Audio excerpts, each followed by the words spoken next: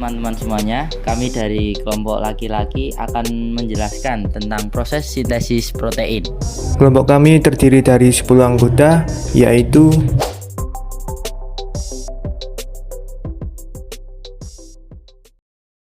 Agar tetap sehat, tubuh kita memerlukan zat yang salah satunya protein.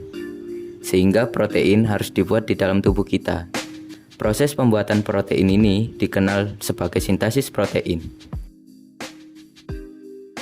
Tapi pernah nggak sih kita bertanya, mengapa tubuh kita memerlukan protein?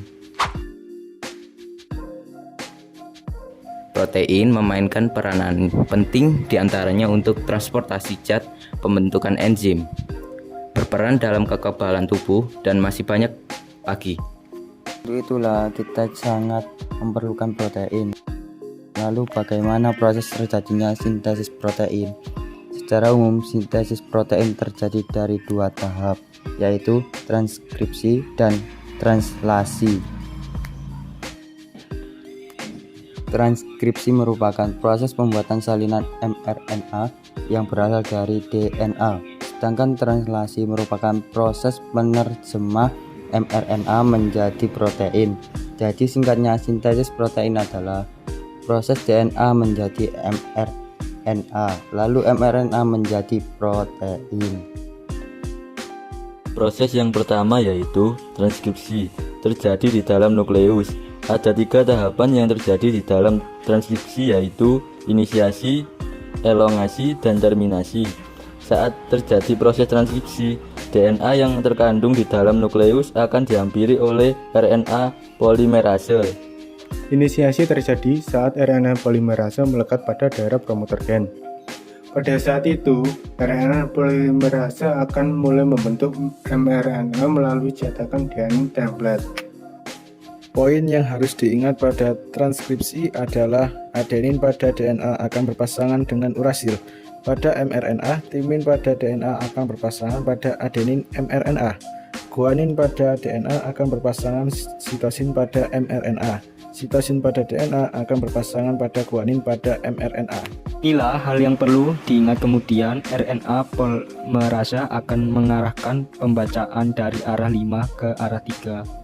Proses ini dinamakan sebagai elongasi. Transkripsi akan berakhir saat RNA polimerase sampai pada daerah terminator. mRNA yang telah terbentuk mengandung urutan 3 basa nitrogen yang dikenal dengan codon.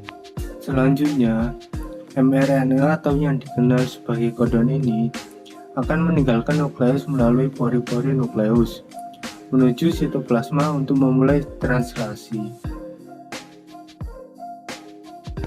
Setelah menyelesaikan tahap transkripsi, mRNA yang berada di nukleus akan berpindah ke sitoplasma yang merupakan tempat ditemukannya ribosom. Hal ini dilakukan untuk melanjutkan tahap translasi. mRNA ini berperan sebagai cetakan untuk pembuatan protein. Sebagaimana kita ketahui, mRNA mengandung urutan 3 jenis basa nitrogen yang disebut codon. Sehingga, poin yang harus diingat adalah translasi merupakan proses penerjemahan mRNA untuk dibuat menjadi protein. Hal yang harus diingat juga dalam translasi adalah aturan memasangkan basa nitrogen pada translasi. Pada translasi A, pada mRNA akan berkaitan pada uTRNA. Pada mRNA U akan berkaitan pada tRNA A. Pada tRNA G akan berkaitan pada tRNA C.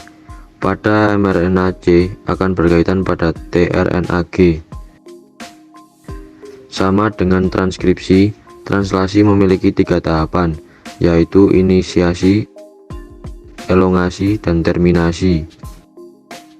Tahap inisiasi dimulai saat ribosom subunit kecil terikat pada mRNA. Ribosom subunit kecil ini akan bergerak ke arah 5 ke arah 3. Ketika sudah menemukan kodon AUG, tRNA yang membawa asam amino metionin dan antikodon UAC akan melekat pada mRNA. Setelah tRNA terikat pada mRNA, maka ribosom subunit besar akan datang dan terikat juga bersama ribosom subunit kecil untuk melengkapi proses inisiasi. Ribosom subunit besar memiliki 3 daerah. Daerah A yang disebut aseptor site, daerah B disebut peptidyl site, dan daerah E yang disebut dengan exit site. Saat terjadi proses elongasi, asam amino yang lain akan dibawa pada rantai mRNA oleh RNA transfer dengan membawa antikodon. Untuk dapat mengetahui jenis asam amino apa yang mengkode kodon, maka dapat dilihat pada tabel triplet kodon. Misal, jika pada mRNA kodon AUG, maka asam amino yang terbentuk adalah metilenin. Begitupun seterusnya. Selanjutnya, asam amino yang baru ini akan masuki daerah A. Lalu ikatan peptida akan terbentuk di antara kedua asam amino pada daerah B. Saat itu ribosom akan berpindah ke triplet kodon lain yang ada di mRNA, sehingga tRNA yang sudah melepaskan asam aminonya akan berada di daerah E dan bersiap untuk keluar. Kemudian daerah A bersiap untuk ditempati tRNA yang baru. Siklus ini akan terus berulang sampai pada tahap terminasi. Tahap terminasi terjadi ketika salah satu dari 3 stop kodon berada di daerah A. Kodon ini dikenali oleh protein yang dikenali sebagai release factor. Saat release factor berada di daerah A, otomatis polipeptida akan rilis dari ribosom, dan ribosom pun akan berpisah dan bersiap untuk melakukan translasi yang baru. Nah, polipeptida inilah yang dikenal sebagai protein.